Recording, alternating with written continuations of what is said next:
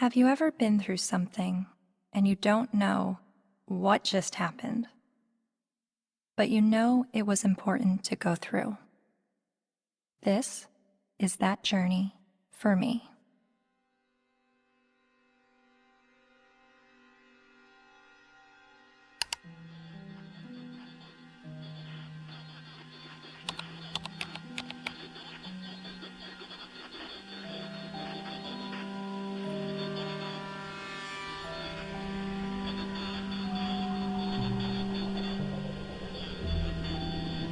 Misogynist rantings would be at home in the far-reaching internet subculture widely described as the men's rights movement, a toxic distillation of the worst aspects of American sexism. It's a universe of message boards where men get together to express their hatred towards women. Well, I thought men's have all the advantages in the world these days. That's utter nonsense. Men are routinely ground up in a family court system that is misandrist and biased against them. They are the majority of the homeless. They are the majority of suicides. They are the majority of the drug addicted. They are the majority of the unemployed. They are the majority of school dropouts. They are a majority of those in prison. How do we know that they're not the cause of these problems? There's a reason that women live longer, Mark. Let me tell you. It is because we are stronger and we are happier at the end of the day than most men. And that is factual, and you know it. And when men are married to women who scream like you, they just want to die sooner. I'm not screaming. When you have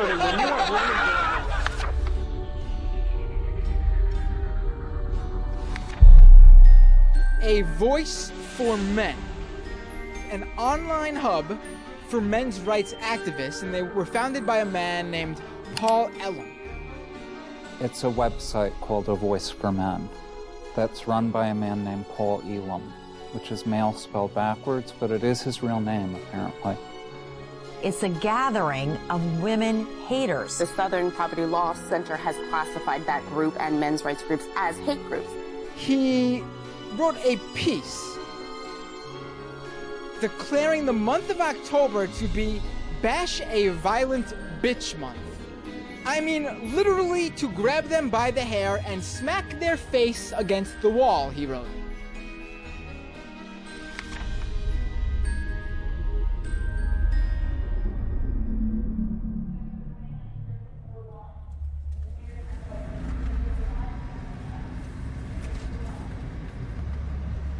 Here it is.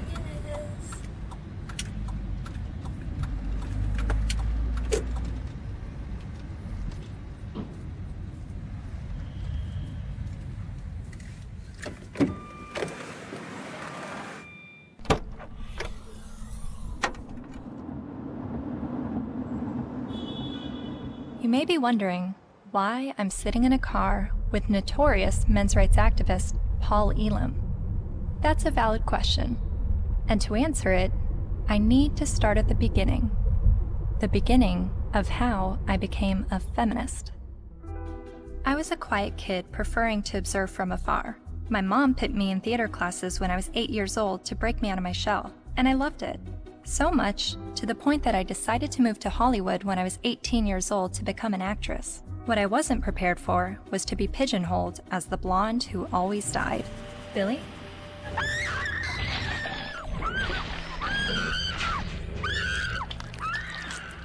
Granted, I had a good scream. But the characters I played weren't alone in feeling objectified. I was commonly harassed on the streets, hit on by married producers, told by photographers to come back when I lost 15 pounds and got a boob job, and a plethora of other uncomfortable experiences, all while still being a teenager. I started to realize my role in the world seemed a little too similar to the unfortunate roles I was auditioning for, and it was not how I saw myself or the person that I wanted to be. So, I quit acting and bought a video camera to tell the stories I wanted to tell. And now, I've been making documentary films since 2008 when I was 21 years old.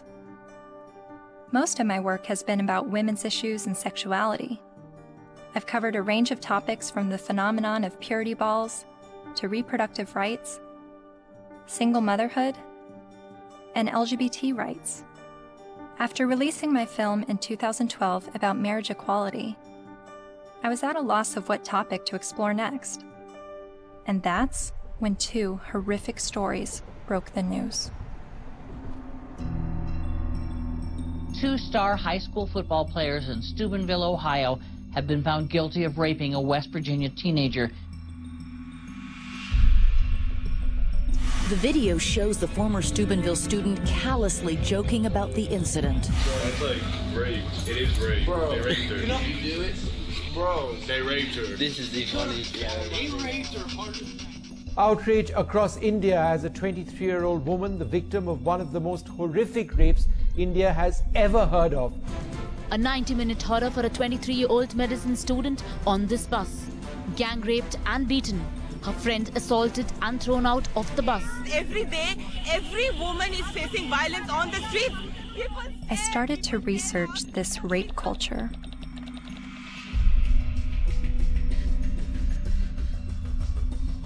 A website called A Voice for Men popped up. Paul Elam wrote about how women long to live out their rape fantasies, to be taken by a man she's never spoken to, let alone given consent to. As I read, I was asking myself, is this the rape apologist that I've been hearing about? The victim blamer who perpetuates rape culture?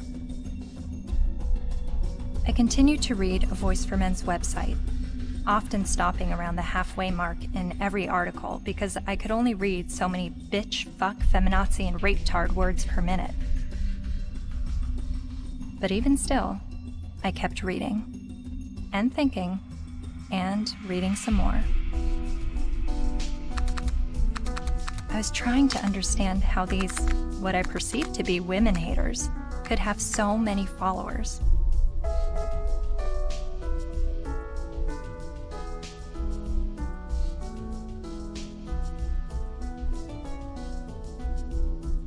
So, I decided to meet these MRAs. The ones leading the movement, and some of their followers too.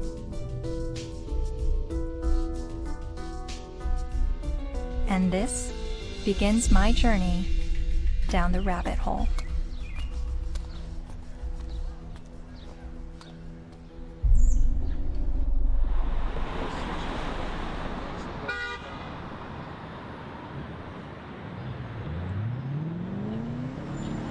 This, ladies and gentlemen, is an historic moment. Never before has there been a gathering of this magnitude to support men's and boys' issues. We have got serious problems. I have been working in this area advocating for the rights of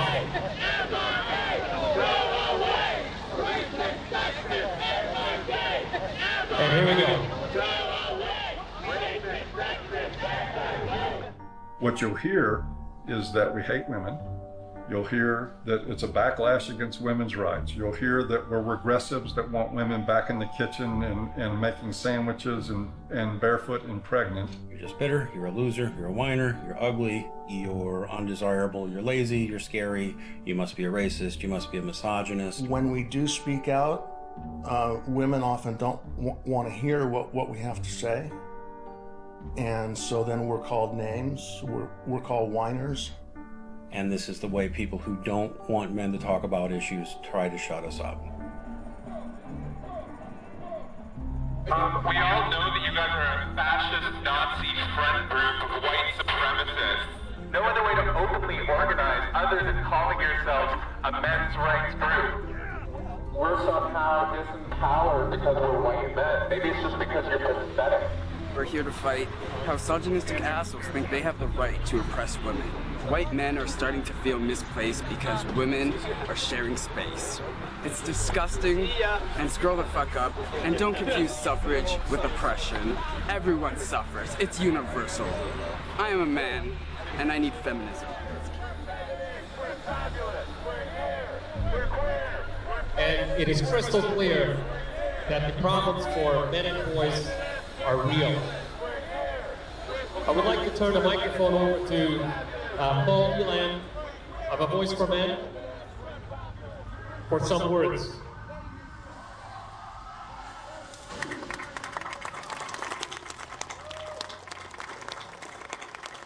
This is a historic day.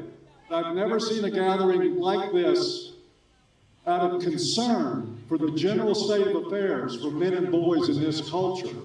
And as Trying to articulate the entire platform of the men's rights movement is kind of like trying to understand a snowdrift one snowflake at a time. It's a very, very complicated matter.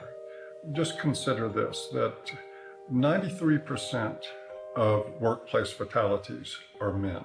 4 of 5 suicides are men. Men are dropping out of higher education at very alarming rates. We're down to 38% now of college students are men, and it's dropping rapidly.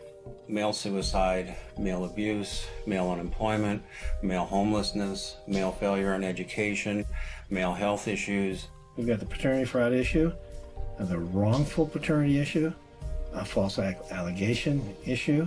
Men are sentenced to 63% more prison time for the same crime as women. They're less likely to see a doctor. They're less likely to have health insurance. The family court system truly is biased against men. I mean, there's just no question about it. It's really the pro-choice for women only movement, because men, they're denying men any kind of choice once a child is conceived. Her body, her choice, right? Think about men. His body, his choice, not so much. Because the U.S. government does not want to send you to die. They would rather send me to die. Young men that are failing to launch, they're staying in their homes of origin far past the time that we would normally expect them to individuate and move out and go live their lives. We have video game addiction, we have pornography addiction, we have the abuse of young boys with drugs like Ritalin to manage their behavior. Almost all victims of autism spectrum disorders are boys. Boys are most likely to be homeless, most likely to get cancer, most likely to die young and of every major cause, most likely to be arrested, prosecuted, imprisoned, and even executed while being completely innocent. It doesn't matter what their race is, it doesn't matter what their ethnicity is, it doesn't matter what their religious or non-religious views are, it doesn't matter if they're gay or straight. Men and boys are in crisis, and they need your help and they need your support, because they are human beings too. And you will not shame me or anybody here into silence about it anymore. But if you start to talk about those issues and address them in terms of how they affect men and boys as a group, people get hostile about it. The idea is that men have all the rights, they've always had the power. But if that's true, why can't men talk about their problems? And that's what really got me interested in this to begin with. Shortly after I began filming men's rights activists, I realized my own views were being challenged. I kept a video diary throughout filming, and I've decided to share some of those diaries with you. I really do feel like learning about the men's movement and their specific issues, the issues that they have issue with, it's hard for me to completely understand them and just automatically feel welcome in that space of talking about these issues, because at least with feminism, whenever I heard about the issues that feminists were fighting against, I always felt like I had something to draw from and experience to be on board with that. And that's always been why I've been drawn to the feminist movement, is because a lot of what they spoke about I had personal experiences with, and with the men's movement I have very little personal experiences with the issues that they talk about.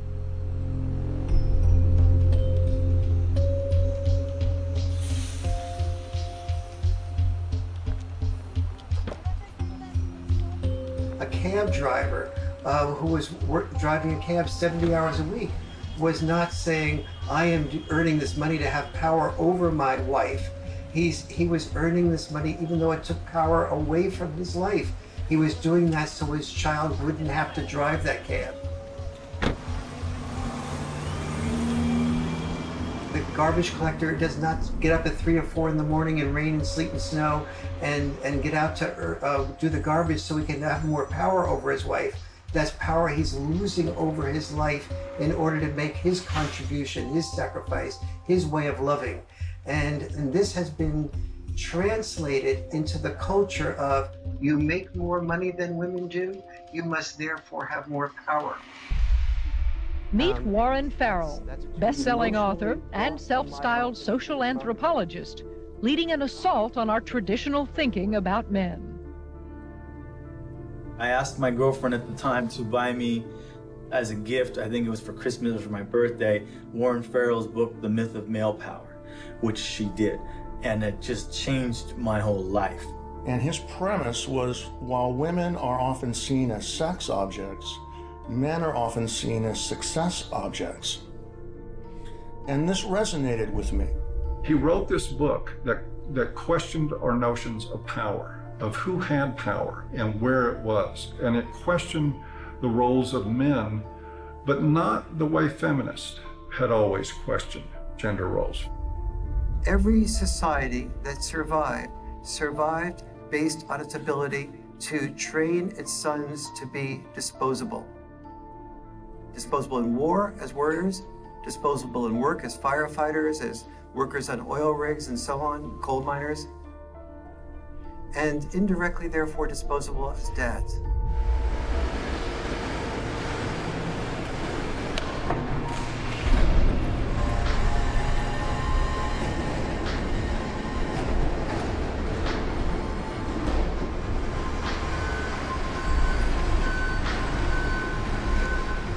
What happens in men's life when they're raised that they're worthless unless they're a provider, that they must work, even if they have to take on extremely dangerous work, they must get this done or they're useless as men? That is very, very powerful stuff. See, feminism did see accurately that we value male work more than we value female work. But there's also the issue that we value female life more than we value male life.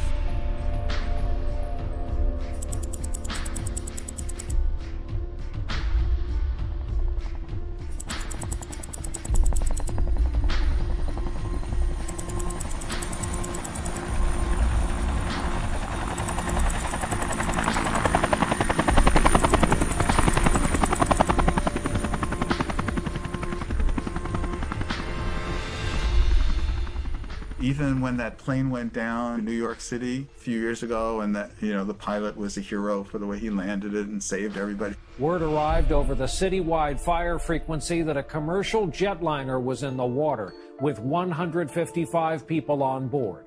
Then, over the next few minutes, the doors opened, life vests were inflated, and women and children first, everyone got off that plane. They saved all the women first. That's still, when I went on a cruise, there's still women into the lifeboats first, because not because you're a man, so you should be able to swim halfway across the ocean, but because you're a man, you're expendable. We have to look at not just the glass ceilings, but also the glass cellars. And Paul, I think as you were saying, we have to look at men just not only as human doings, but also as human beings. When you survive because somebody else is willing to die, like in war, then that you are immune to the pain of the people who are dying because you have an investment in their being willing to die. You say, I will build a statue, I will remember you in a history book. But if you look at that from another perspective, that building of the statue or remembering you in a history book is a bribe to be willing to die so that I can live. But both sexes, in the area where they are rejected, tend to turn what rejects them into an object. So the area where men... I'm watching this lecture that Warren Farrell's giving in the 90s. I see some women in the crowd, and a lot of them have their hands folded, and there is a little bit of uncomfortableness by being a woman in a crowd of people while the speaker's talking about how men are oppressed and women have it so great. It kind of puts you on the defensive as a woman. And understanding that I feel that way makes me wonder, are men having their arms crossed, listening to a feminist speaker talk about how men have all the power and women are oppressed? Are men feeling like, what are you talking about? I don't have power and we have it pretty shitty on this side of the grass too?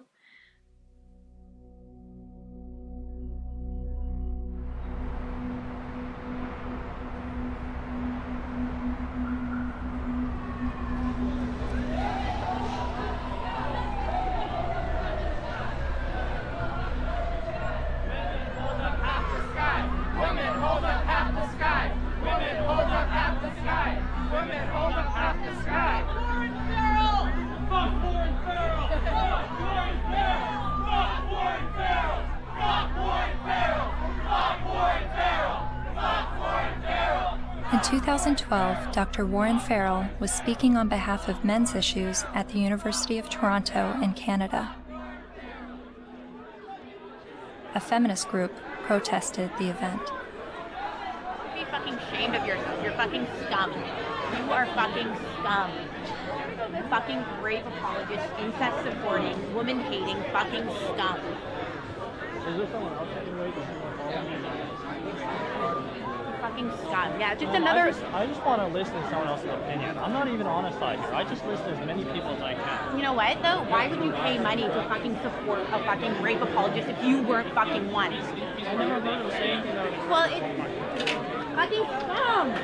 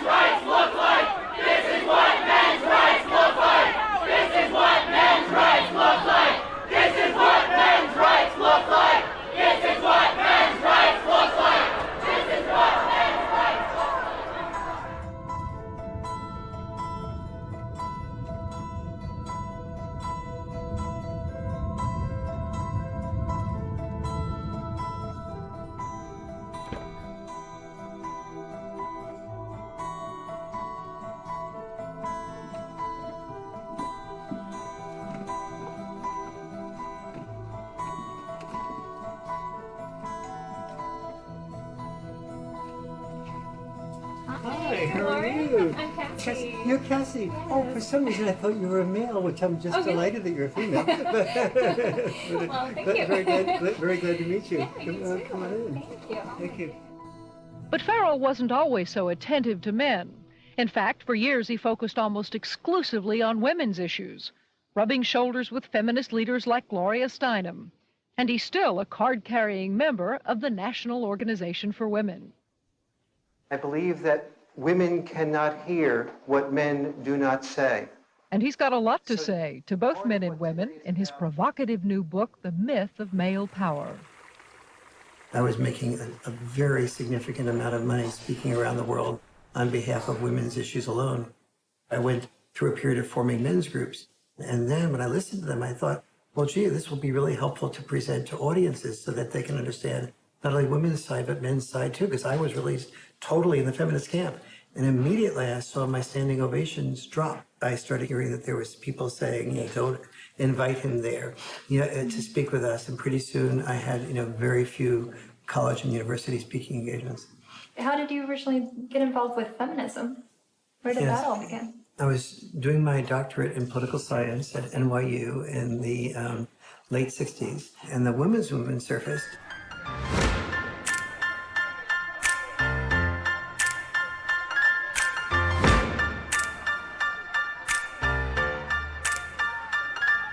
And I started to say, this is the most exciting thing I've ever heard, because I'd heard of civil rights, gay rights, But suddenly, women were saying, I don't want to be confined to just being a homemaker or a secretary. And so it's like, why shouldn't women be encouraged to do everything they possibly can do? And at that point in time, I saw a lot of women marrying men that they weren't completely in love with, but the man earned a fair amount. And so I thought, that's just a form of prostitution extended over a lifetime. How depressed that must make a woman. And it's not going to be good for a man either. He never knows whether he's loved for who he is or loved for what he has. And he's afraid to give up producing because he's afraid to lose love. And so women who were successful to me appeared to be women who would free men from having to be all, wrapped up in just being the only breadwinner and supporting 1, 2, 3, 4, 5 people, which, it's one thing to support yourself. When you're supporting 5 people, you don't have the freedom to question your boss because you're supporting 5 people. The first issue of feminism was to say, just because I'm a woman, maybe I don't want to spend my life raising children. Don't force me into that role against my will. So they looked at men and said, well, you're not forced to raise children. You don't have any issue. But for men, the traditional sex role was not raising children. For us, the traditional sex role was to be a provider, a protector, and to initiate relationships. Each of us has traditional sex roles. Don't force us to carry out those traditional sex roles. We have the same rules set up for men that they've always lived by, that you need to protect and provide at any cost. But we've changed everything where it concerns women. They now have access to everything men have always had access to education, to work, to whatever they want to do. But they're not the ones driving the semis. And they're not the ones in the coal mines. You don't hear the National Organization for Women complaining that there is just not enough female ditch diggers. It is still men carrying the lion's share for what it takes to operate and maintain this society. And it is still the expectation that if somebody's going to go down with the ship, it's going to be men.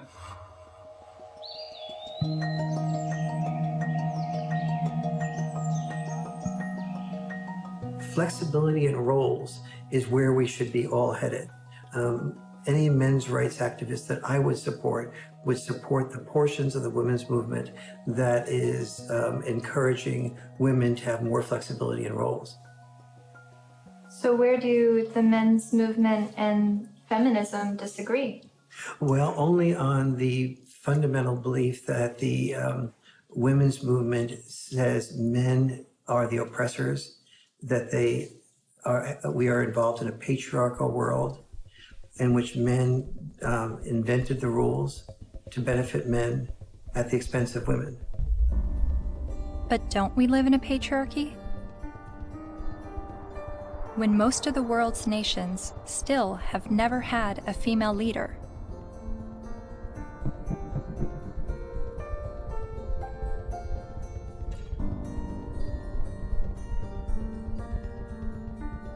And less than 5% of CEOs of Fortune 500 companies are women. You have to look at this in a larger perspective. Patriarchy is the result of gender roles and not the vice versa. Traditionally, women's power and responsibility has been in the reproductive sphere, while men's power and responsibility was in the productive sphere. You have to reproduce to continue the species, and you have to produce to feed people so that they can reproduce. So, it's like they work together.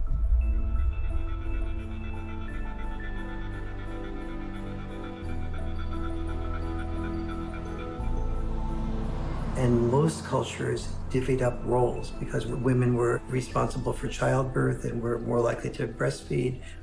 They're not more likely to, they did the breastfeeding. They tended to be involved in the role of raising children. Men tended to be involved in the role of raising money or making a killing of the animals or making a killing on Wall Street. But those were our obligations. So that's why industry was male-dominated and government was male-dominated, because that was our job. And so what we call patriarchy is men giving into the expected roles that they're supposed to give into, and many of those roles are very harmful. Working exceptionally long hours, difficult hours, dangerous jobs, getting killed on the job. Even politics, a lot of people describe as masochism. Imagine what it takes to be a successful politician. Imagine how much of your personal life that you give up, how much you work, how much privacy that you sacrifice, how much freedom in your day-to-day life that goes out the window. There are more men willing to do those things than there are women. We got time for everybody. But also, just because men are the ones, for instance, writing the laws in general, doesn't mean that the laws are protecting men. You hear about patriarchy, right? All the evils of the world's from patriarchy, but we're the ones dying. You know, and we die for you guys, you know, to protect our families, our friends. In every society that's ever existed, women have had privilege and protection that men did not. For example, we never hear about how men were excluded from the Forced Labor Convention of 1930 for years. The Forced Labor Convention was an international treaty that banned slavery and forced servitude, but it made an exception for able-bodied males ages 18 to 45. Eventually, they got rid of that, but there was still an exemption for prisoners and military, which is 90% male. Stop pretending that you're oppressed and men are your oppressors. It's a lie, and it's a hurtful lie, and it's a hateful lie, and it's wrong.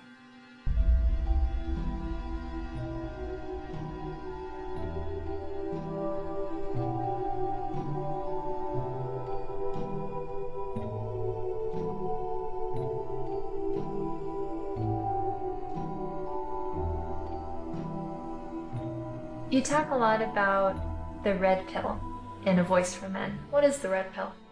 Oh, it's sort of a cultural slogan. It comes from the movie The Matrix, where the character Neo is given the choice between a red pill and a blue pill. You take the red pill, you stay in Wonderland, and I show you how deep the rabbit hole goes. And if he swallows the red pill, the scales will be peeled back from his eyes. He will see everything that he hasn't been able to see. And if he takes the blue pill, he'll just go back to sleep and live in his sort of unaware, semi-comatose state forever and probably be a lot happier. It's a pretty apt analogy. So what is the blue pill in this world? Well, the blue pill is the paradigm that most people live by, that men have all the power, that they've always had all the power, that domestic violence is a problem that's committed by men against women only, that sexual assaults are only committed by men against women, that women don't make the same money for the same work as men. Teach men not to rape. Only men can stop rape. Men commit domestic violence. We need to stop violence against women instead of just stopping violence. That is feminist training. The MRAs say that we live in a blue pill world where women are victims, men are perpetrators, and it's all a lie. And that we're brainwashed to believe this, and that it's not true, and that men are slaves in this world, and women are... I don't think women are necessarily the puppet masters, but I think they're saying that women have the easy way out, and men are, they're given medals and statues and written in the history books to justify them dying and being slaves to work or being used to progress societies.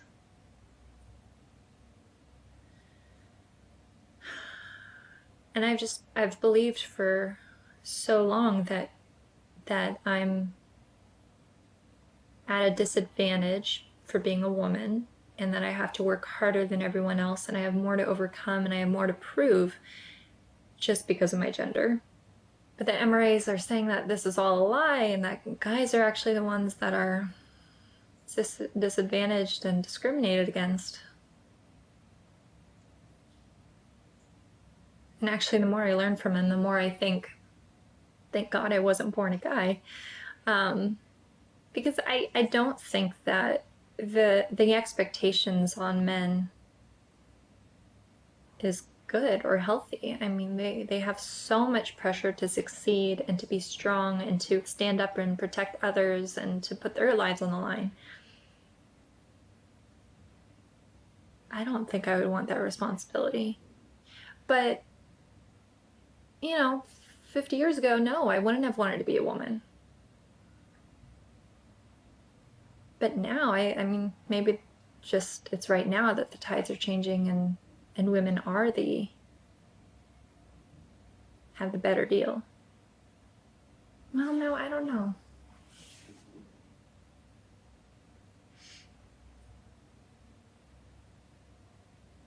And then sometimes I think the MRAs are just duping me and giving such a strong pitch about what they believe in to convince me of something that's actually just some out there theory that men are discriminated against and women have the advantage. Yes, this is Cassie J. It's regarding a documentary about the men's rights movement, and we're looking for feminist voices now to speak in the documentary.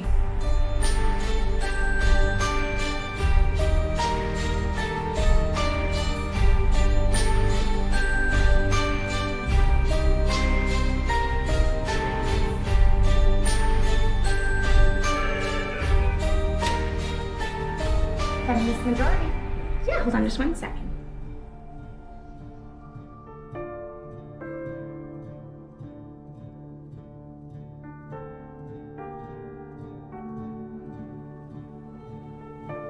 So I realized, okay, I need to bring some feminists into the mix to make Good. sure that we have that side Good. spoken for.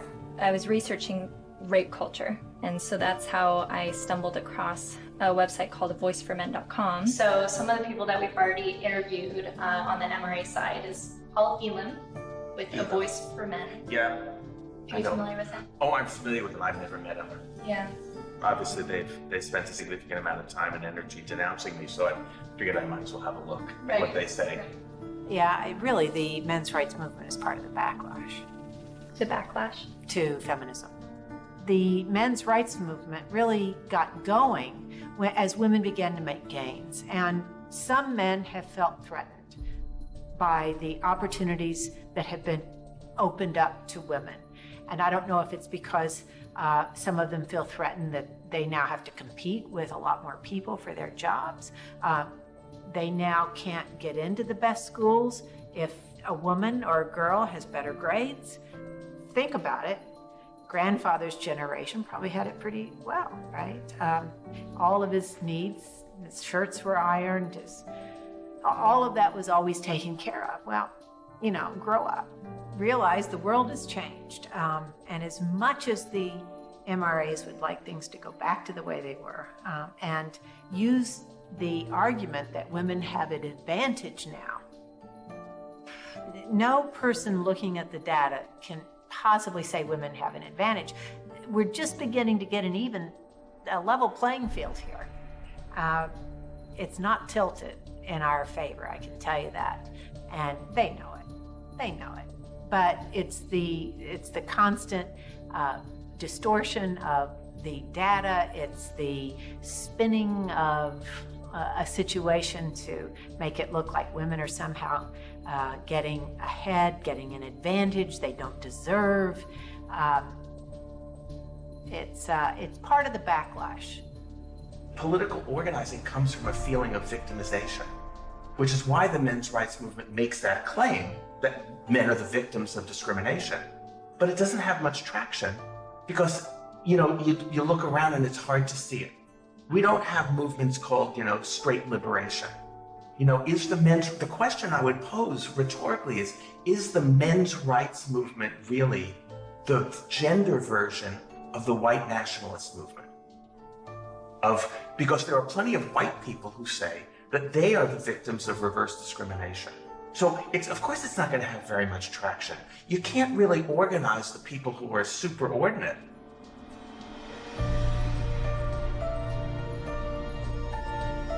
So do you think that men are being discriminated against in any way? Not under the law. Men are not disadvantaged under our laws. Or in the business world, as a class, men are not underrepresented on corporate boards or at the top of the Fortune 1000 companies. In the corporate world, in the business world, in a lot of parts of academia, in the military, in the sports world, still pretty much a male-dominated world, and where a lot of the privileges and power and status accrue to men. Men are advantaged over women, no question. No one can debate that, not with a serious, not in any seriousness.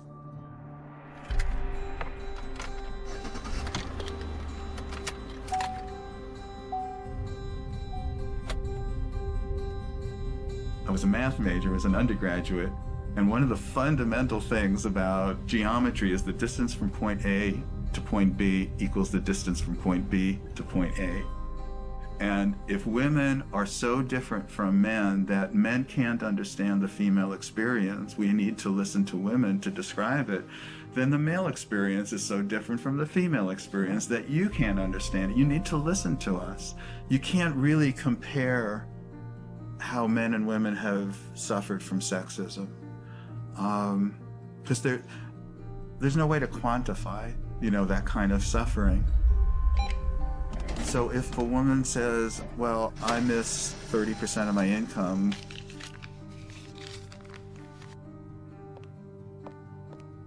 more than you miss 6 years of life,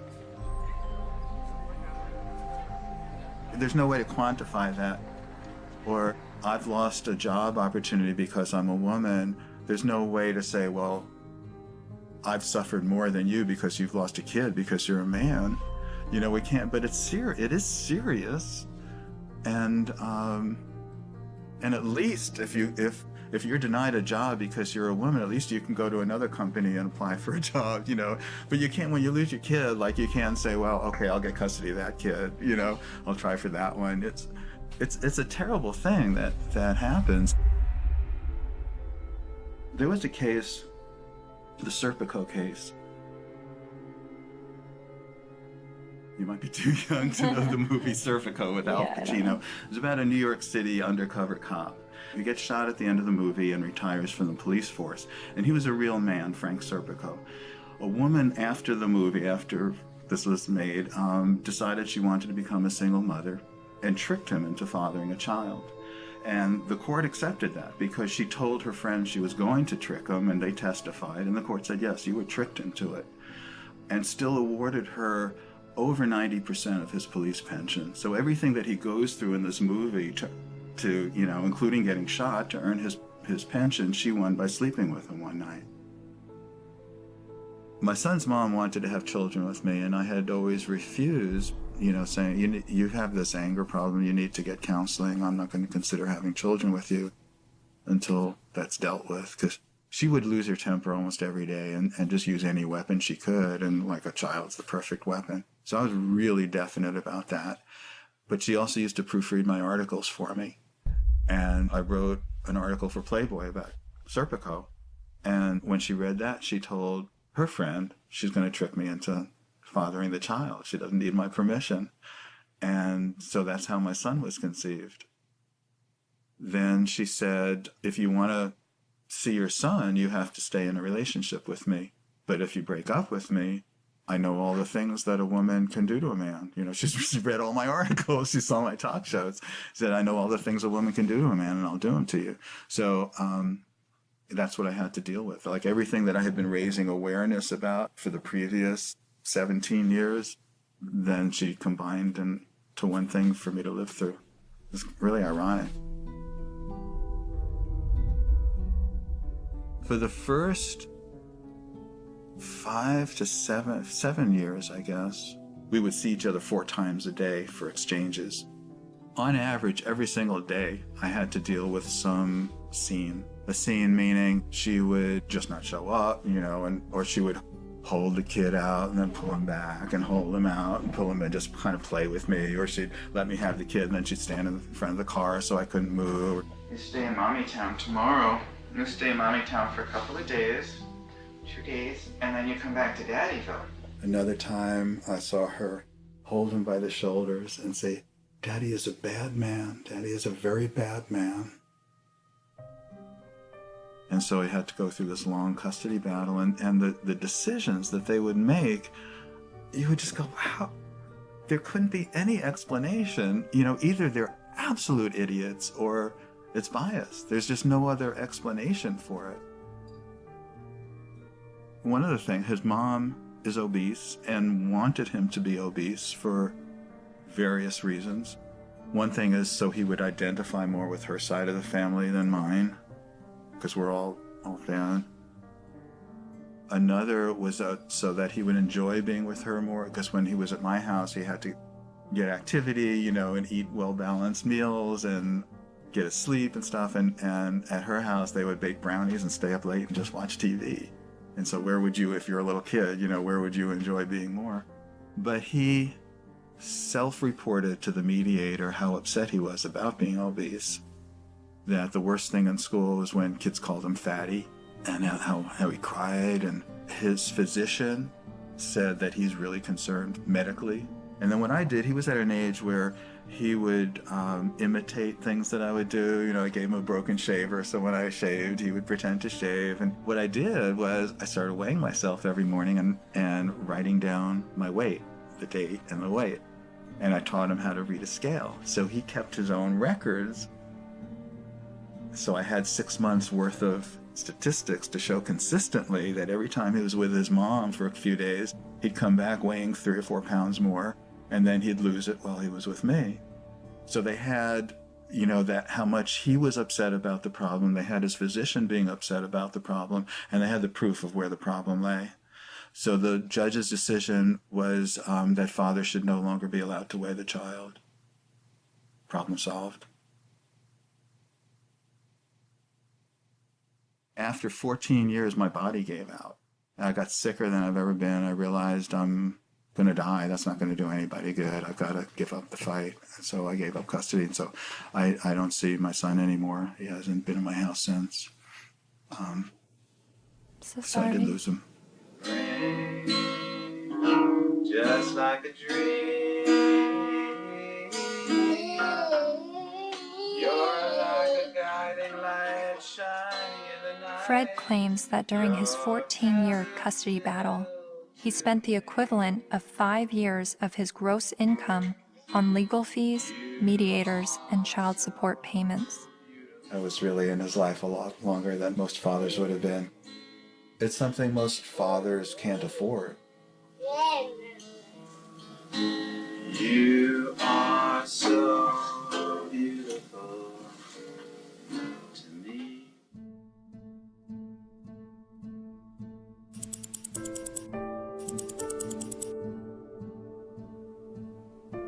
We generally know that fathers don't get as good a deal in family court, and we don't really complain about it until it happens to us. And even then, a lot of men don't. Many men's rights activists come into being men's rights activists as a result of getting a divorce, wanting to be equally involved with the children, and realizing that women have the right to children and men have to fight for children. When your family courts run on the supposition that mothers are more fit to be custodial parents and that fathers are more fit to provide a check every month and to become what we like to call Uncle Daddy, where they visit their children. To me, that's one of the greatest obscenities in the world, the idea of visiting your own children, where you get to see them for 2 hours on Wednesday night, and you get to have them for X amount of hours every other weekend, and you have no say in how they're brought up.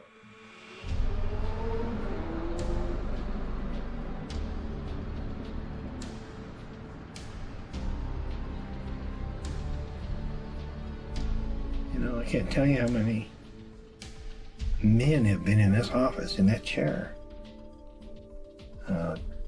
in tears because they can't see their kids.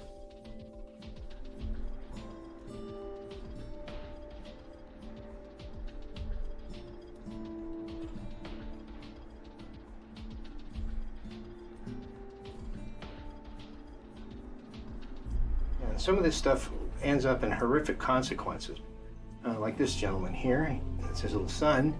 They found him dead. Not the son, but the young man. In the desert with a bullet in his head.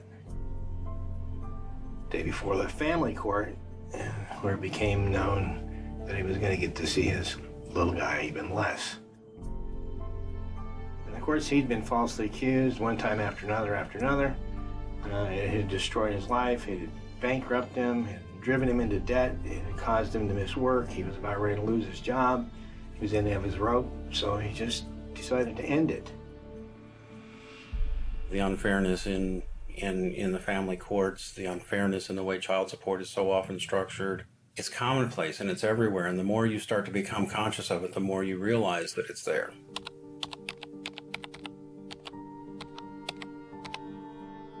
I started to research some fathers' rights issues and came across some harrowing stories.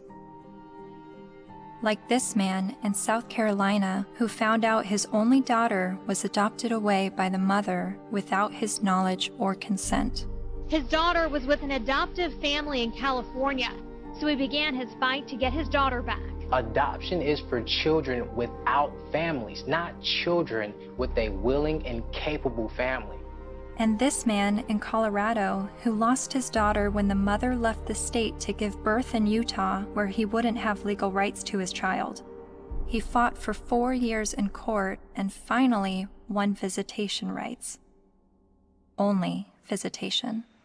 I can't explain the emotion, the happiness. There's this hard fight, what this means to me. And then there's this heartbreaking story. The 20-year-old father never left her side until he was forced to give her to adoptive parents this week after Kaylee's mother decided to put her up for adoption. In order to keep Kaylee, Colby needed to file paternity action, an affidavit, and a commencement notice with Utah's Vital Records a day before the mother signed the adoption papers relinquishing her rights. But in Colby's case, the mother only gave him a few hours' notice of what she was going to do. I would like her back. Men in the men's movement are not upset about having to be fathers. They're upset because they're not allowed to be fathers. That guy blows his head out, blows his brains out. It's a family court? And people don't think there's something wrong with that? And we just open the doors tomorrow for business as usual, and that's okay?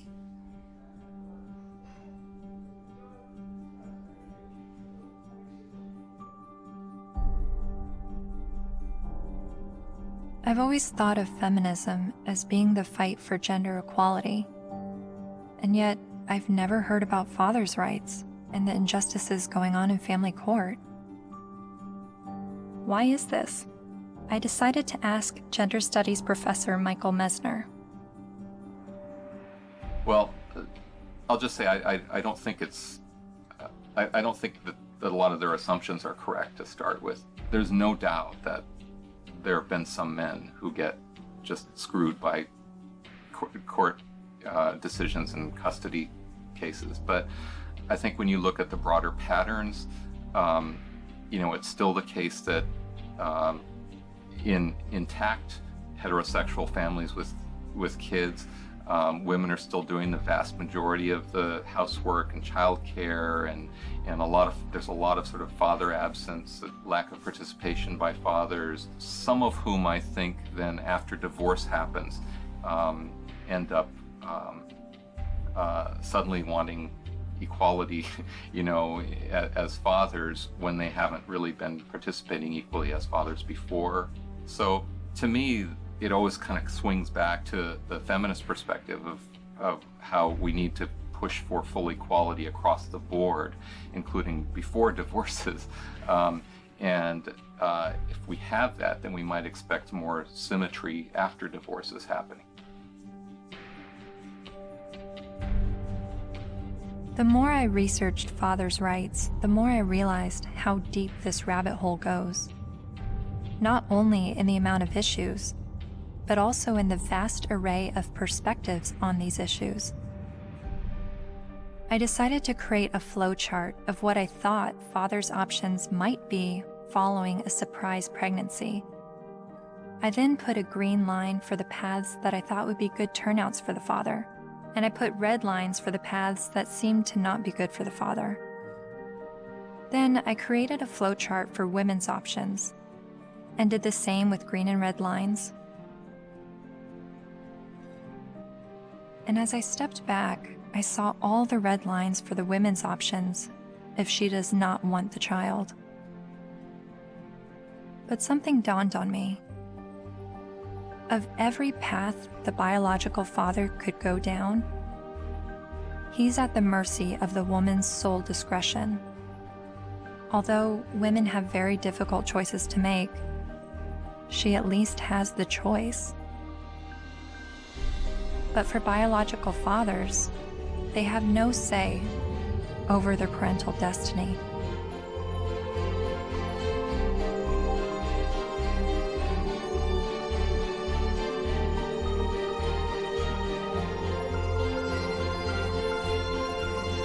This is my friend Dara. She's 8 months pregnant with her first child, and she's a lifelong feminist. It seems from MRIs, from what I've read, that women seem to have more reproductive rights than men do. I don't know what to say, like, we carry children, they're never gonna carry children, it's just a different thing. So I guess, as much as possible, take the steps to prevent yourself being in that situation.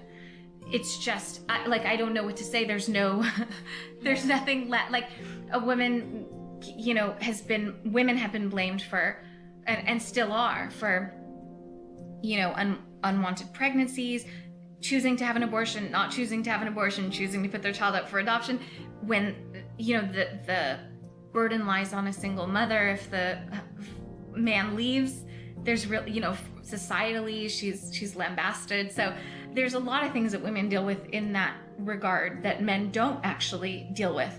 So I can have compassion for their situation, but I don't know that it's going to change in the way they want it to, because it's biology, you know? So if you're going to be having sex that could result in pregnancy, and you haven't had this conversation with the woman that you're having sex with, you better have it. You better have it fast. That's when the man has the ability to make decisions, either not to engage in sex or to use condoms and to use other forms of contraception. So that's where his role comes in. Once he's impregnated her, she's the one now faced with continuing a pregnancy, faced with the health risks that accompany pregnancy. So his rights have to be exercised early. But once she's pregnant, all decisions must be hers, because ultimately she is the most impacted. There's just no question. And she ultimately has the responsibility for that child.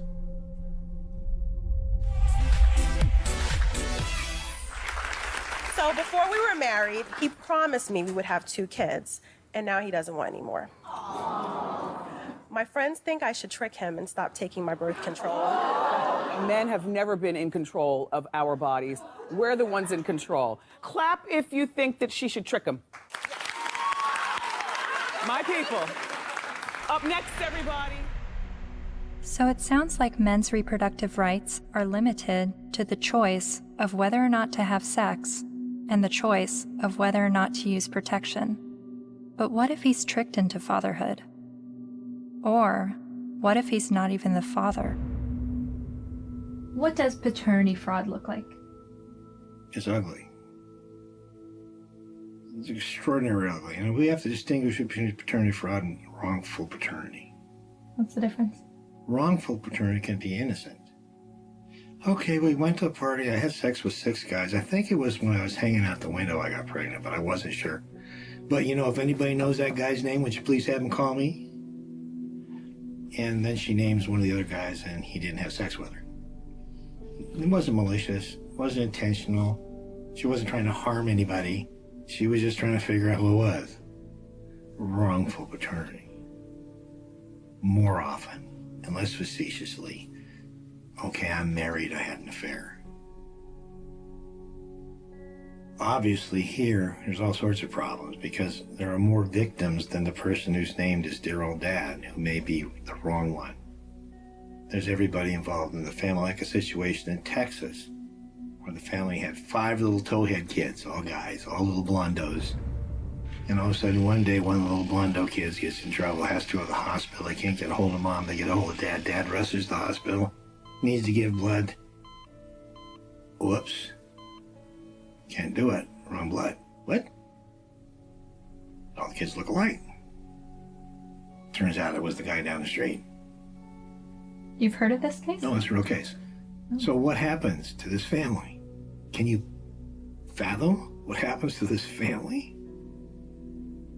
How do you think the kids feel when they find out dear old dad isn't dear old dad and it's the guy down the street? How do you think dad feels?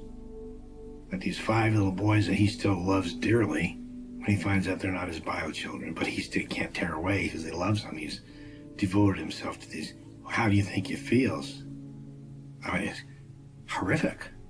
Horrific. That's not wrongful, that's deliberate. So that's paternity fraud. That's paternity fraud. She knew who the father was and lied about it.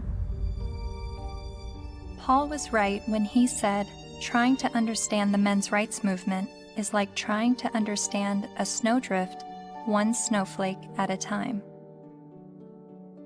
There are unique fathers' rights issues that vary between unmarried, married, and divorced dads. But there are also men's rights issues for non-biological fathers.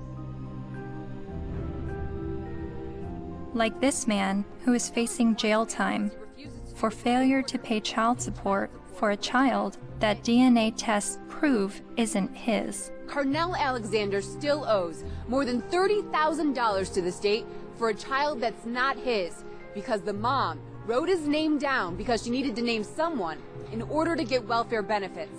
And I had to put him down as the father. That was the only way I can get the system. I'm almost homeless. I'm almost in jail. I'm out of work. My money is being threatened to be taken. He says the law needs to be changed, so when this happens, as it often does, other men don't become dad by default.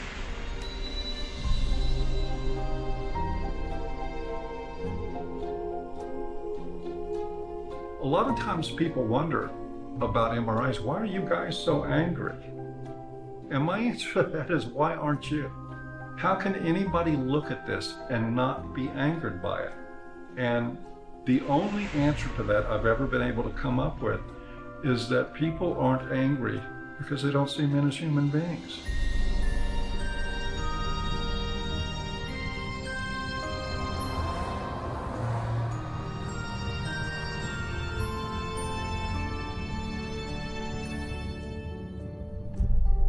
I continued traveling North America, meeting MRAs from all walks of life, hearing their personal stories, their red pill moments. I met a young man who was sexually abused when he was 16 years old while living at a residential home for people with developmental disabilities. She's the only woman I've done anything ever with, because it just messed me up so much. She continues working there. She hit me in the face. She actually hit me throughout the house, chasing me throughout the house. When I reported my domestic assault to the police officers, I did not at all bring up the fact that I was sexually assaulted, because if he wasn't going to believe that I was a victim of domestic violence, there was no way he was going to believe that I was going to be a victim of sexual assault. I met the honey badgers, women who are men's rights advocates.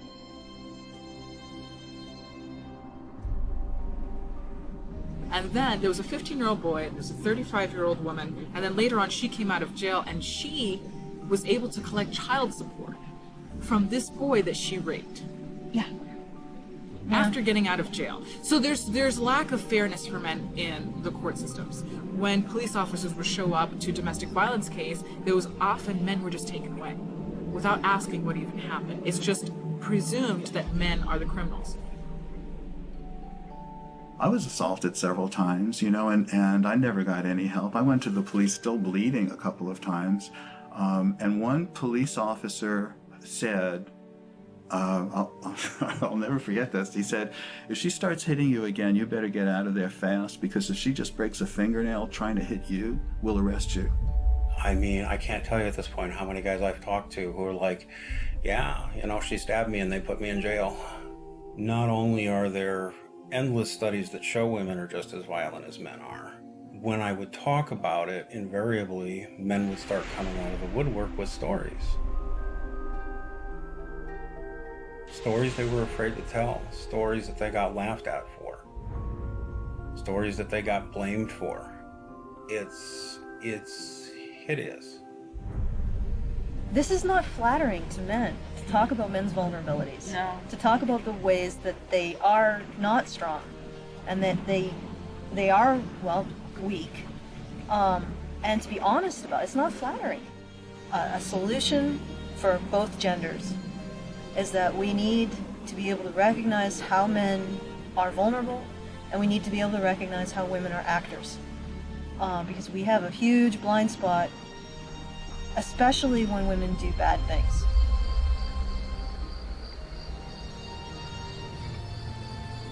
My best friend that I grew up with since kindergarten was being physically abused by his wife, who he'd been married to for 20 years.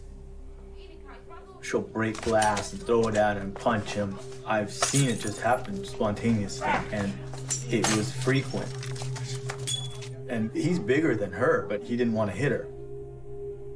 And he didn't want the children, they had 3 minor children, he didn't want them seeing this at all.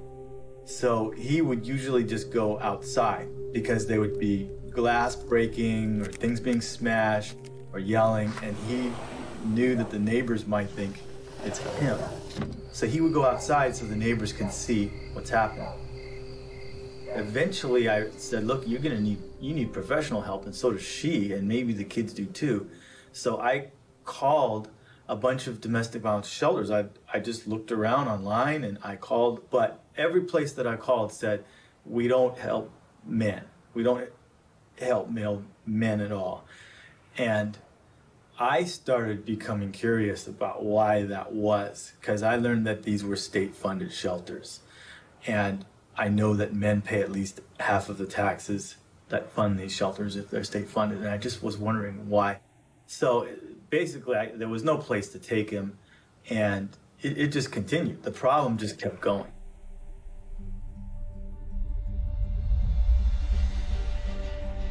In the United States, there are over 2,000 domestic violence shelters. All of them serve female victims, and nearly all of them turn away male victims.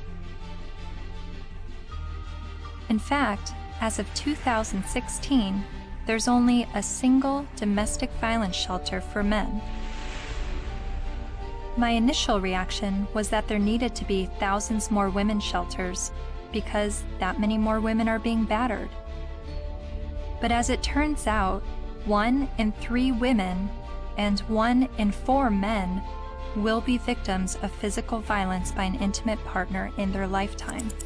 Sure, there's a slight majority of female victims, but how can that excuse denying men help?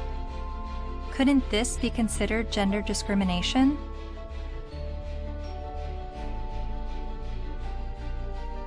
Think of it this way. Roughly 78% of all suicides are men. If suicide prevention services only served men, wouldn't we see the gender discrimination immediately? If there are over 2,000 women's shelters that turn away men, and only 1 shelter for men, obviously the resources don't match the need. How are you involved in the men's rights movement? Well, from the very beginning, when I first opened the Refuge, which was in 1971 in Chiswick in London, almost as soon as I took the women in, I got a house for men.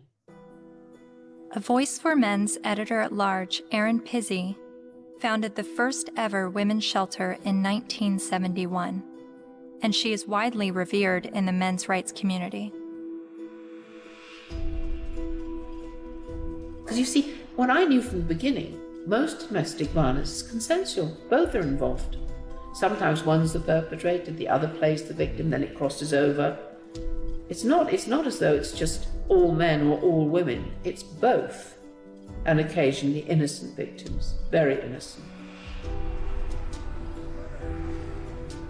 Battered children grow up to batter, that's what I learnt, whether it be a man or a woman.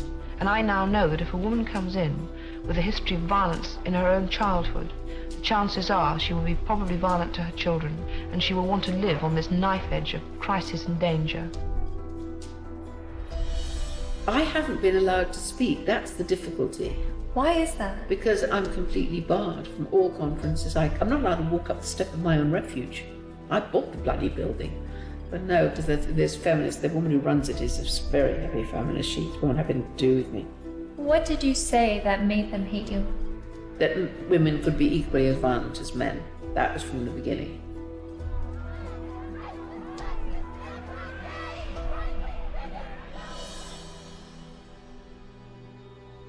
Erin Pizzey says that 62 of the first 100 women to enter her refuge were just as violent as the men they left, and violent towards their children.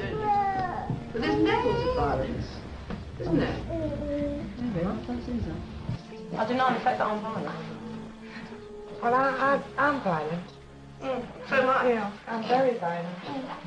Well, verbally, and I could quite easily hit somebody. You know, very, very easily. And I've had an argument. But the feminists I've met have an entirely different take on domestic violence.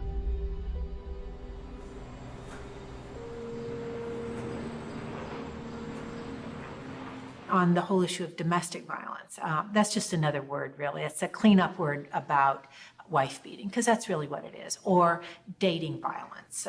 And it's not girls that are beating up on boys, it's boys that are beating up on girls and using violence to intimidate and to control.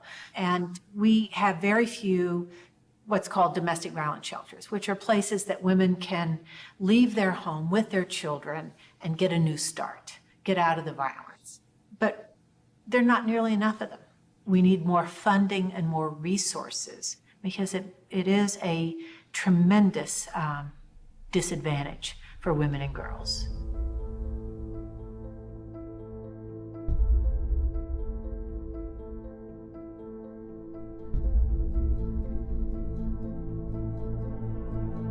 In 2014, the CDC released a report revealing that over 5.4 million men and 4.7 million women had been victims of intimate partner physical violence within the previous 12 months. But then why does the media paint domestic violence as a women's issue? The World Health Organization says 1 in 3 women are abused by their partner. 1 in 3 American women experiences domestic violence or stalking at some point in her life. And when it was addressed as a men's issue, the speaker's point was that it's a men's issue because men are the problem. I'm going to share with you a paradigm-shifting perspective on the issues of gender violence. I don't see these as women's issues that some good men help out with. In fact, I'm going to argue that these are men's issues. Why is domestic violence still a big problem in the United States and all over the world? What's going on? Why do so many men abuse physically, emotionally, and verbally and other ways the women and girls and the men and boys that they claim to love? What's going on with men? Let's grant every single empirical case as being true. Yes, it is true. Let's just say, it is not true, but let's just assume that there is gender symmetry in domestic violence, that women hit men as much as men hit women. If I were to say that, I would say, and therefore we need boatloads more funding for domestic violence, to develop shelters and adequate interventions, because there's this hidden epidemic of men who are being beaten up by women. Or I could say, as the men's rights movement do, therefore we shouldn't have these shelters and we shouldn't fund them because the women are all lying. Well, it seems to me that if you really believe in gender symmetry, it's not that you want to, you're not questioning the number of women, you're just saying the number of men in society. You would want to join with women who are anti-violence to say, we have a real problem here. You know, it's not even a gender problem. It's a problem of women hitting men and men hitting women. We've got to get boatloads more funding. Let's work together. That seems the logical response to this. But instead they're saying it's like a zero-sum game. If we fund the women, then we're going to ignore the men. Well, we're not going to ignore the women because we all agree that the levels are as high as we say. But it does sound like a zero-sum game when only women are receiving services in domestic violence situations. And of all the men's rights activists I've met, none of them question the number of female victims, but they are calling attention to the high number of male victims that are being dismissed. So why aren't men's rights activists and feminists working together? Michael Kimmel briefly said something that made me wonder. He said it would no longer be a gender problem if both men and women were equally victims of domestic violence. Is that why the number of male victims are never addressed? To me, it's been fraud for all these years. Why is it we have this enormously powerful feminist movement and virtually nothing for men?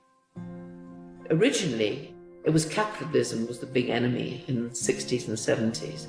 And it was the radical feminists in America. They moved the goalposts. They said, no, it's no longer capitalism's the enemy. The enemy is patriarchy, all men.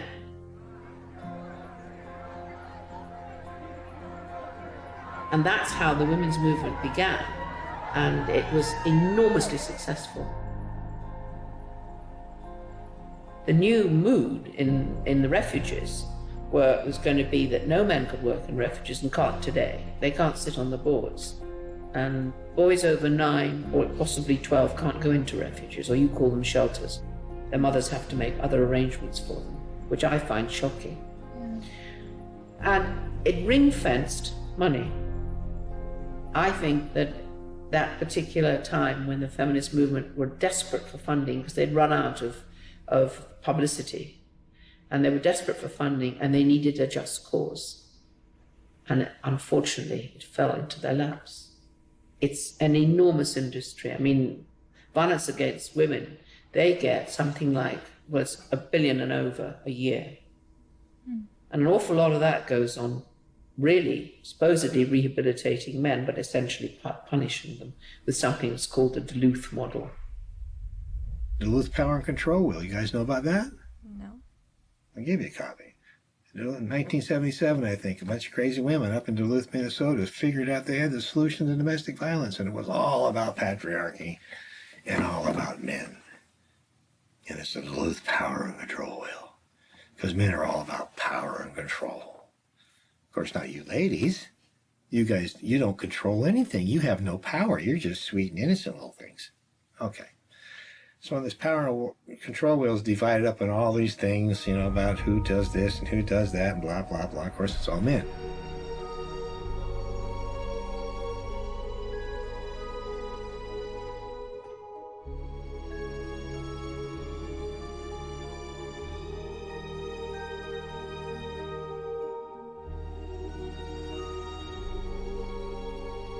The entire domestic violence industry was founded on that. I think it's still 37 or 32 states in the United States that by law they have to use the Duluth model for battery intervention programs, and it's all shame, blame, and guilt driven. If you're a man and you walk in, you must admit you did it up front or you're in denial. There's no debate, there's no discussion, there's no possibility that you could be falsely accused. The criminal justice system could have made a mistake. None whatsoever. You are in a state of denial, and you will complete that course or you're going to go to jail. You will be re-engineered. That's frightening. Frightening? Yes, that's frightening. I think it's terrifying. Absolutely terrifying. All I had to do, I had a simple choice. I could just say, yes, you're right. Men are the enemy. No problem. But I couldn't. I absolutely couldn't.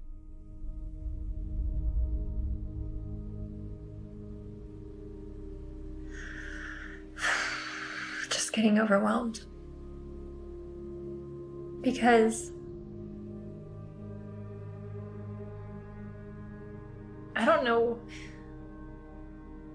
where I'm headed with what I believe and what is right and what is wrong and who is wrong and who is right, and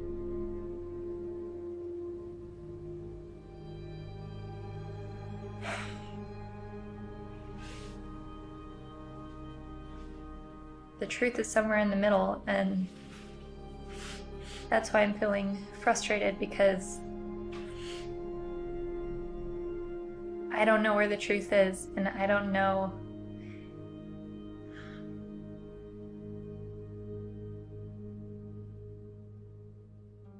When I decided to make a film on the men's rights movement, I never anticipated questioning my feminist views. But the more MRAs I met, the more I felt compelled to remind myself why I was a feminist. I signed up for a women's group. Welcome to our Women on Your Power workshop. Only 4% of the Fortune 500 companies are led by women. Women only hold about 14% of corporate executive positions and less than 20% of our governmental positions. I made video diaries complaining about how I had to change what I wore to walk alone at night, how much time it took me to get ready for work, all the housekeeping that was on my shoulders. In comparison to other gender issues, these videos seem trivial, but I made them nonetheless.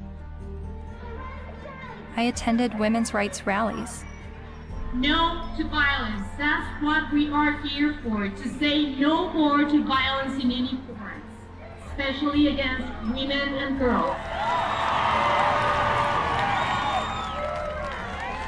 I repeated women's issues in my head like a broken record.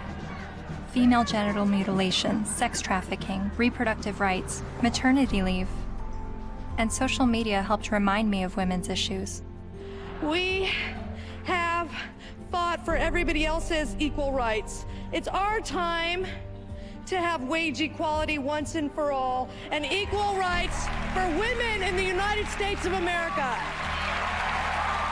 We are struggling for a uniting word, but the good news is that we have a uniting movement. It is called He for She.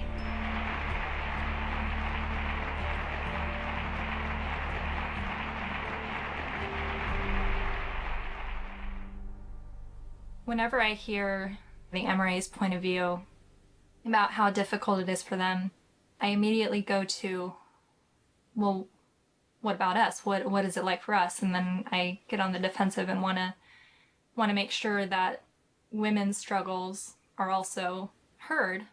And I don't know if that's necessary, because the MRAs are saying that the feminist perspective is the mainstream perspective. But even when I hear their issues, I still want to speak up for the women, because I feel like, I don't know why I feel like talking about one gender's issues now neglects the other. And I guess that's what MRAs have been dealing with, is always hearing about women's issues and feeling like their issues are neglected. But whenever I hear them talk about men's issues, I feel like I need to stand up for women and say, this is what we're dealing with, an equal opposite.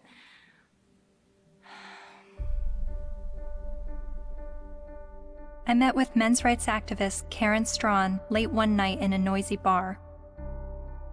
She became well known for her YouTube videos talking about male disposability and other men's rights issues. And she's a honey badger. Part of what I do and what I research and what I think about is the reason psychologically why feminism seems to be such a comfortable, warm blanket emotionally for so many people, men and women alike. And it's so comfortable that it will make them not see things that are right in front of their face. Look at Boko Haram. Hundreds of young girls, fast asleep in their beds, are awakened by the sound of gunfire. Armed attackers have stormed their boarding school and set fire to dozens of buildings.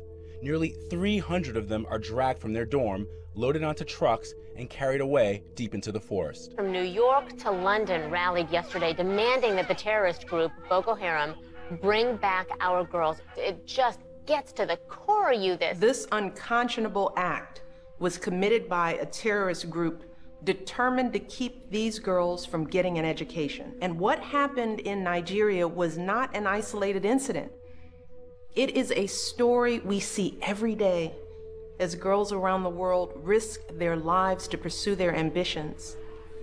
I mean, you must have heard about that, right? That's being spun as a fundamentalist Islamic group that is so determined to be misogynistic and oppress girls that they want to deny girls an education.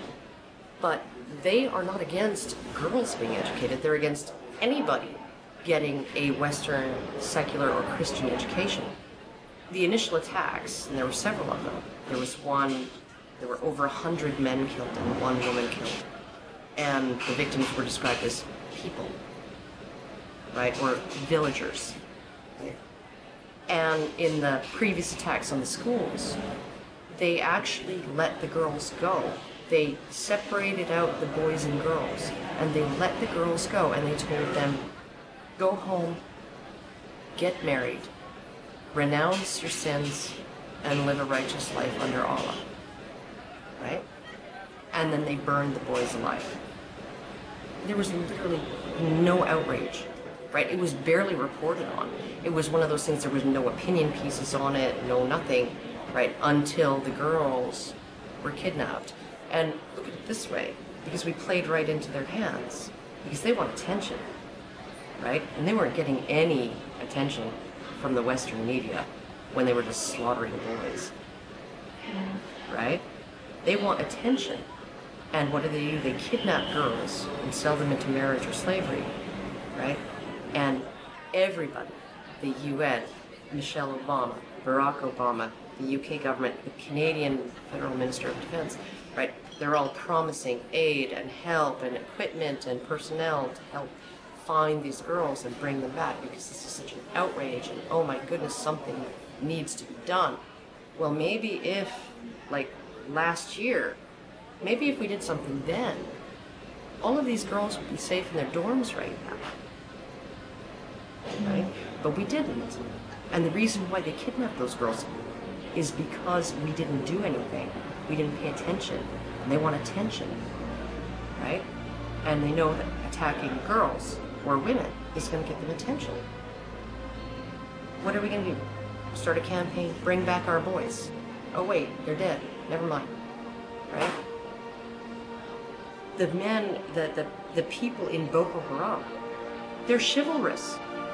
If those girls were boys, they wouldn't be getting education. They'd be dead. They wouldn't be sold into slavery with the hope of escape. They'd be dead. Boko Haram has been fighting for Islamic rule in Nigeria since 2002. Its members have killed hundreds of people.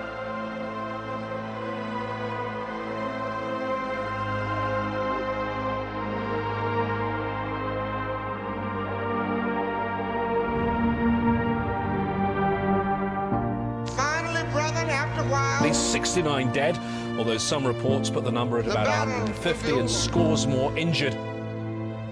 For that day when we shall lay down our burden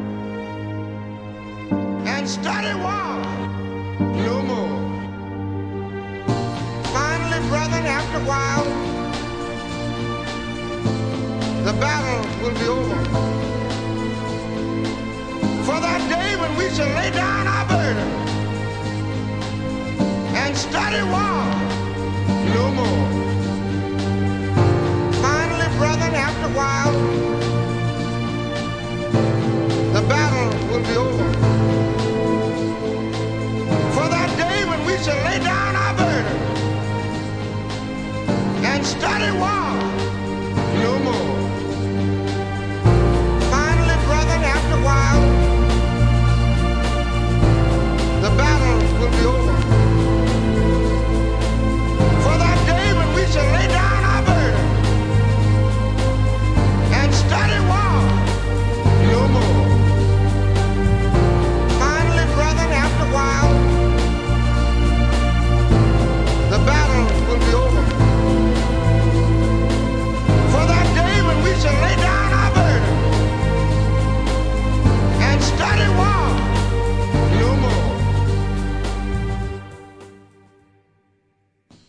most important things the men's movement is doing is being able to say, men need compassion, and men deserve compassion.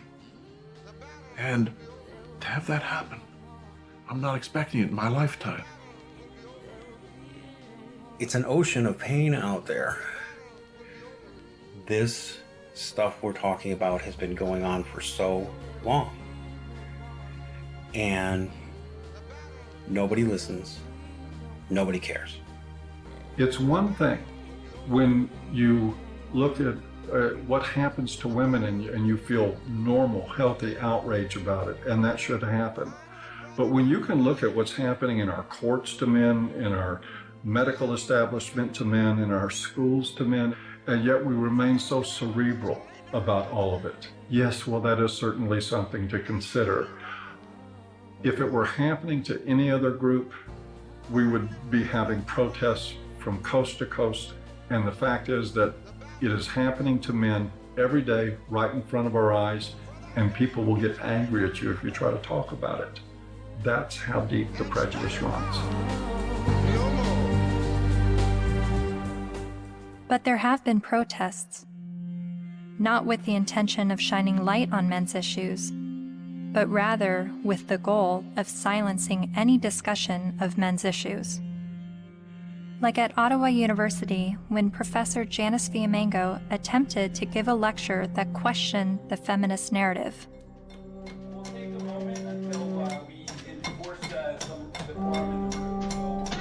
So you think this is a victory? Yeah, why are you so frightened of hearing an opinion different from your own? Then there was the first International Conference on Men's Issues in Michigan, where even Ms. Magazine urged its readers to protest the conference in hopes of shutting it down.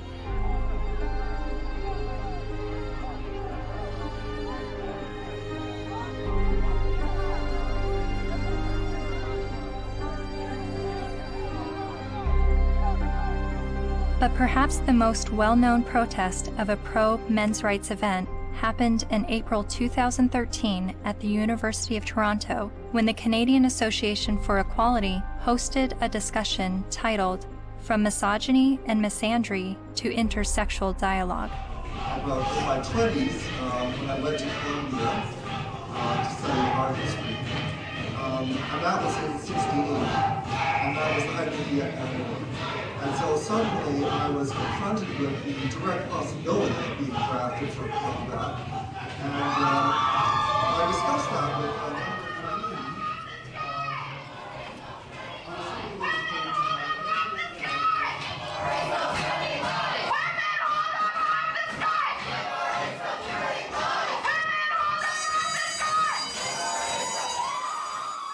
A feminist group protesting the event illegally pulled the fire alarm and successfully shut down the event.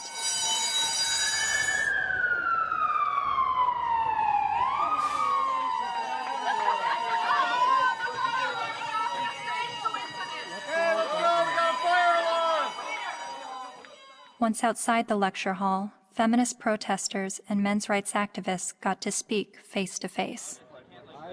So, number one, shut the fuck up for a second. Feminists do not want you to lose custody of your children. The assumption that women are naturally better caregivers is part of patriarchy. Feminists do not like commercials in which bumbling dads mess up the laundry and competent wives have to bustle in and fix it. The assumption that women...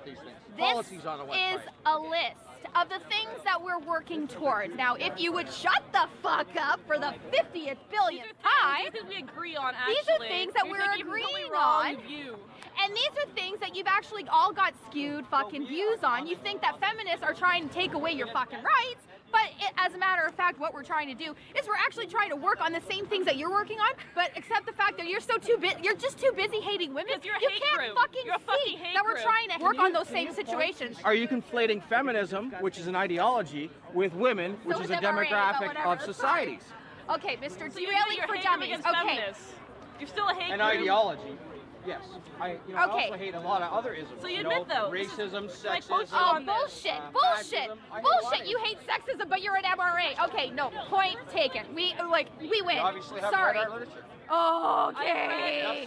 You don't actually work on anything. You're not creating any change in the fucking world. Your fucking website's a hate website against feminists. You're not actually creating any change. Feminists do not want you to have to make alimony payments. Alimony is set up to combat the fact that women have been historically expected to prioritize domestic duties over professional goals, thus minimizing their earning potential if their traditional marriages end. The assumption... I'm reading, fuckface. I'm trying to I'm letting everybody else hear it, okay? It's not just for you, Mr. Entitled.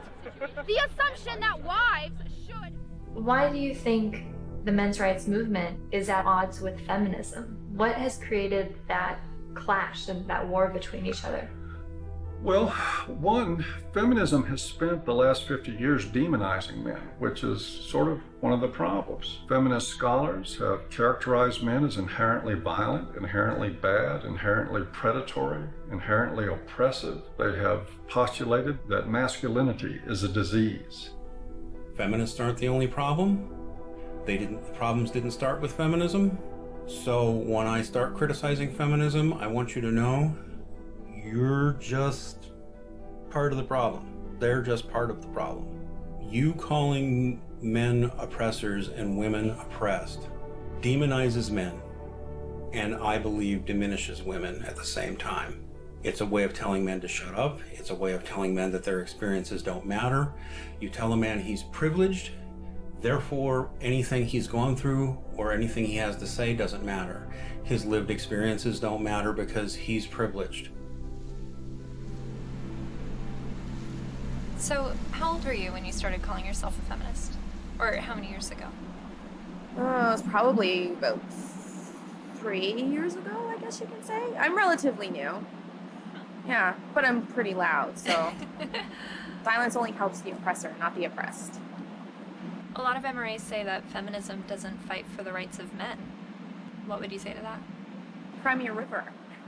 Really, because feminism is a movement about the discrepancies when it comes to women's equality, because we're still not there yet, so don't even start with that whole, oh, but you don't think about the men's issue. Well, then, you know what, start your own goddamn movement, which they have, but maybe make it a little more about legitimate issues like custody and alimony and things that you think are unequal, which all stem from patriarchy, not from, oh my god, feminists are trying to take away our kids. No, dipshit. That's not what we're trying to do. We're not trying to do that. I mean, if they look at the root causes of why, for example, women get custody more often than men do, women are supposed to be the mothers. They're supposed to be the natural born caregivers. So obviously, you has a vagina, so obviously you're going to be able to take care of the kiddies. That's really what it is. It all stems from sexism against women. It's just the oppression dialectic needs to go. It's so hard to convince people to look at men's rights activism and support it without first allowing them to at least escape the stranglehold that feminism has on their minds. I do believe it is dogma. It's zealotry. There are good people in the feminist movement. There are not good people in the radical feminist movement.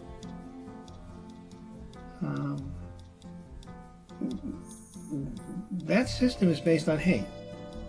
And hate is, in my opinion, hate's the most destructive force in the world. They're so quick to call us man-haters or misandrists. Misandry for life. No, they're so quick to say that when all we're doing is talking about patriarchal societies and structures that we want to dismantle. Nothing against men in particular, but just saying, hey, this is a system that we live in, and this puts men above women, and it's not necessarily their fault, but hey, recognize what's happening here, and let's work together to dismantle it. The omnipotent, ever-present patriarchy, the invisible force that directs all of our lives, right, and causes all oppression and all suffering, right, our devil. And the beautiful, wonderful force for justice, feminism, the way. It's the way. It sounds like religion. It sounds like religion. And oh my goodness, for a movement that's only about equality and isn't blaming of men. They name the force for evil after men and the force for justice after women.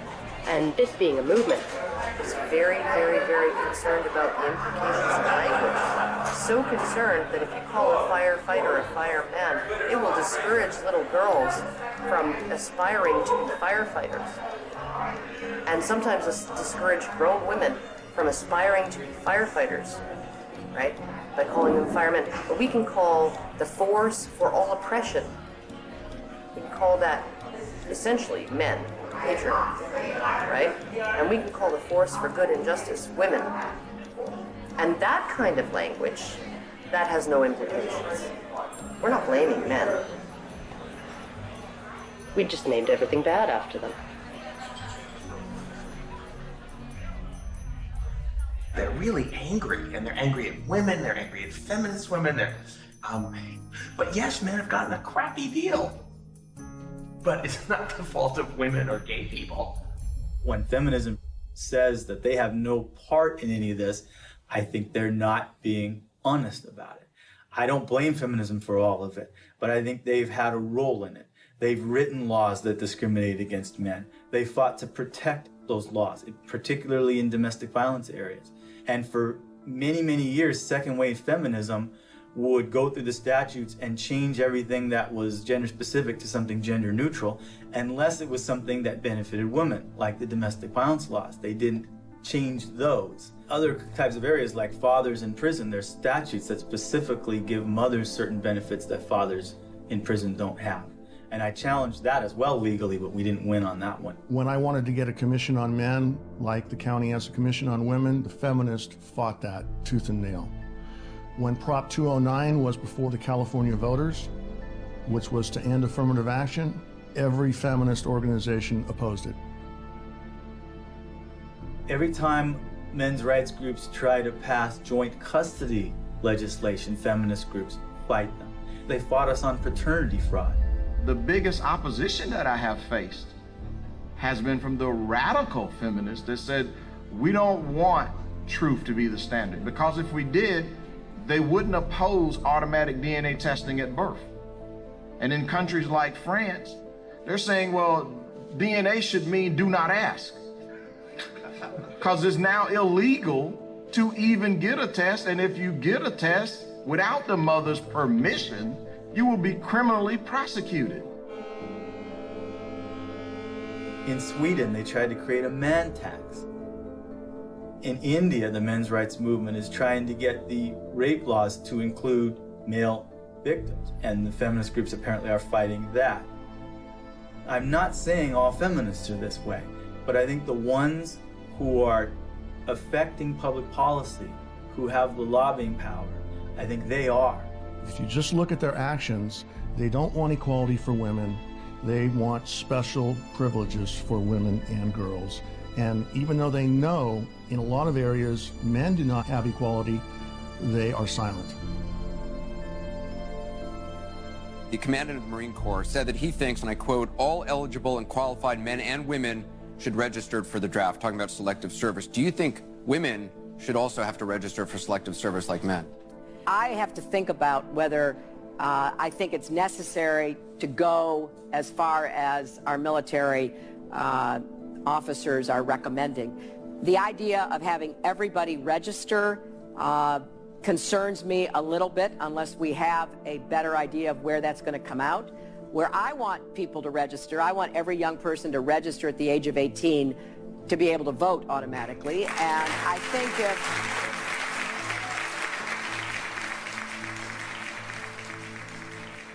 What's the motivation? People don't ask, what's the motivation? Do we need a men's rights movement? No, we need common sense.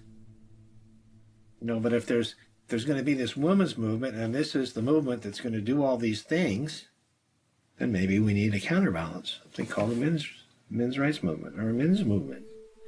But I hate to see either one of them. I think it's a shame. I think it's destructive.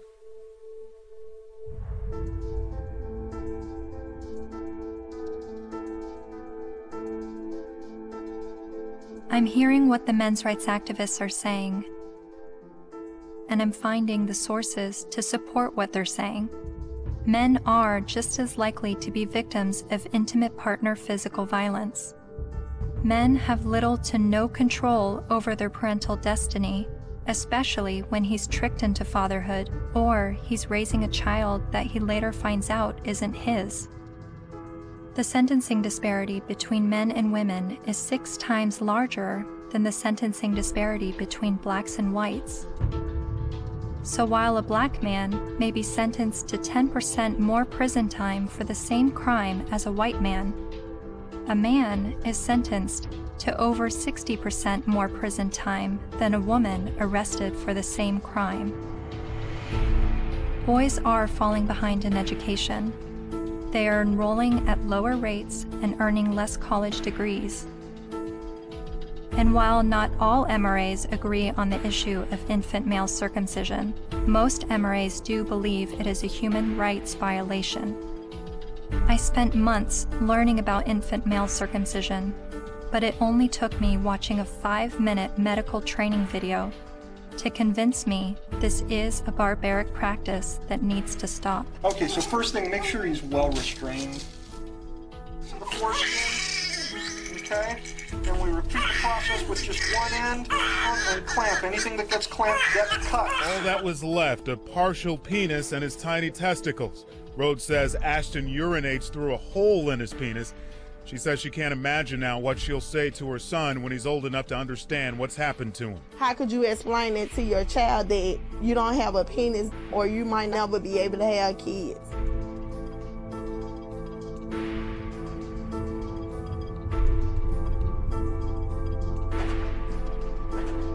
Yes, men are the majority of workplace deaths and injuries, war deaths, suicides.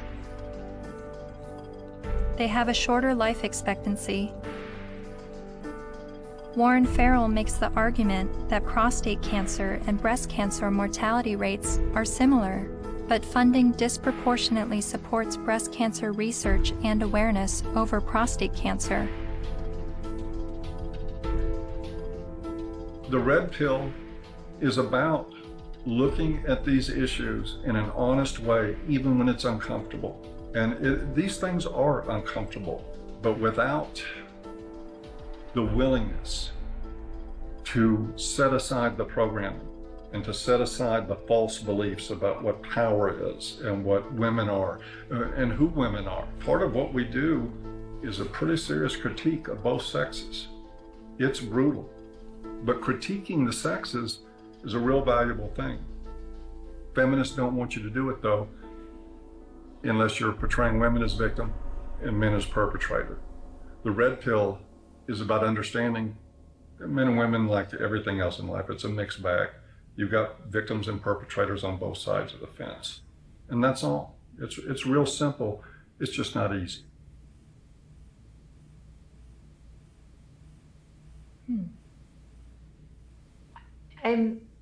I think I agree with everything you said, but there's still some kind of unsettling doubt, and I don't know where that's coming from. I'm recognizing all of these very serious men's rights issues. But what I don't understand is how I could be agreeing with men's rights activists. Is this the same misogynist hate group I originally discovered online?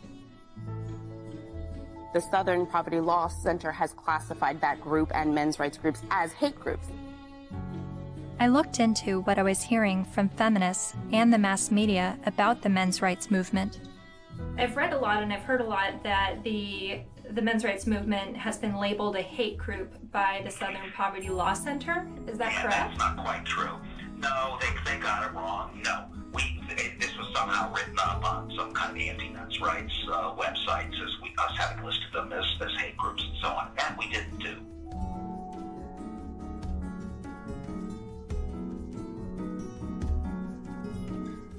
He wrote a piece declaring the month of October to be Bash a Violent Bitch Month. Jesus. I mean literally to grab them by the hair and smack their face against the wall, he wrote. I then discovered that Paul Elam's famous Bash a Violent Bitch article was written in response to this article by Jezebel called Have You Ever Beat Up a Boyfriend? 'Cause, we have. The article cited a study that revealed 70% of non-reciprocated violence was perpetuated by women. The author then went on to say that she conducted an informal survey at the office, and the gist of her findings was that many women had physically assaulted their man, and it was interpreted as either being funny or he was asking for it. I couldn't help but see the hypocrisy in a major feminist website making light of abusing men, and MRAs stinging back only to have the media paint them as the abusers. Something else to think about. Arriving on campus, boys will also see the effects of women's studies programs, now usually termed gender studies programs. Make no mistake about it, however, they are still women's studies programs. I teach in the gender studies program at Wagner. There are about 900 such programs worldwide, and about 400 of them are in the States. By comparison to those 900 programs worldwide, there is one men's studies program. In 4 years, Center for Men and Masculinities is to be established at a state of New York university, the one in Stony Brook. It will be headed by Professor Michael Kimmel, a sociologist. Its advisors will include, probably among the advisors are funders as well, the actress and fitness expert Jane Fonda, Gloria Steinem, and Eve Ensler, the author of Vagina Monologues.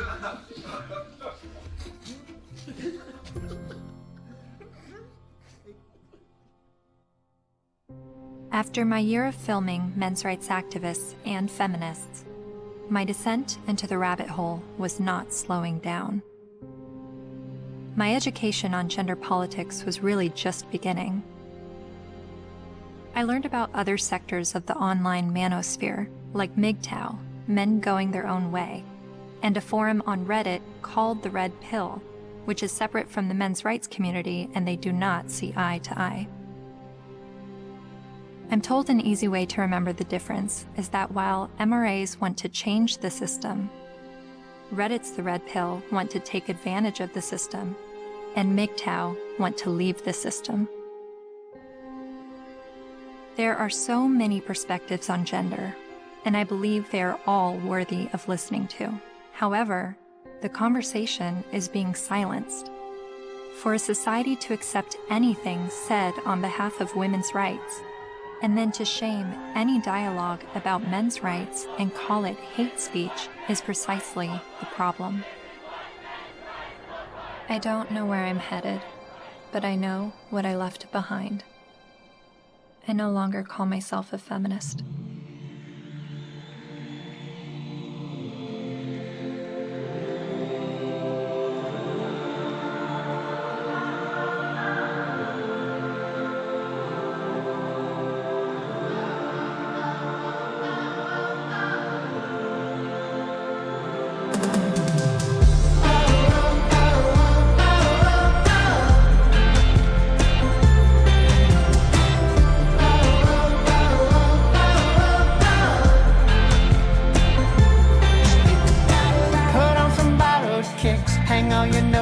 Up. It's never what it is. Wisdom is asking what. There is another side, down where the rabbit lives. My world will blow your mind. Just have a look at it. Think about it. Think about it. Think about it. Think about it.